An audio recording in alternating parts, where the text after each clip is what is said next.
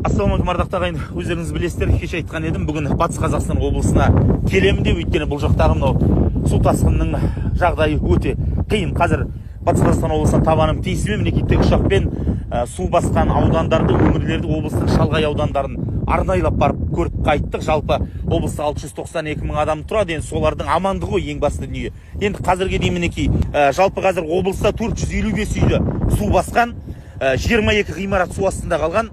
Жалпы жағдай күн санап күрделеніп бара жатыр. Қазір Орал қаласының өзінде және 4 ауданда төтенше жағдай жарияланған. Олар мынау Қаратөбе, Сырым, Бөрлі, Теректі аудандары.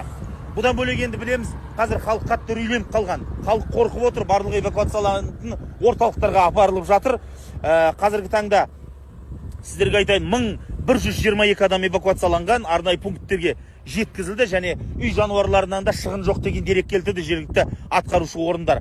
Енді осы су тасқынының салдары мынау инфрақұрылым объектілеріне де кері әсерін тигізіп жатыр.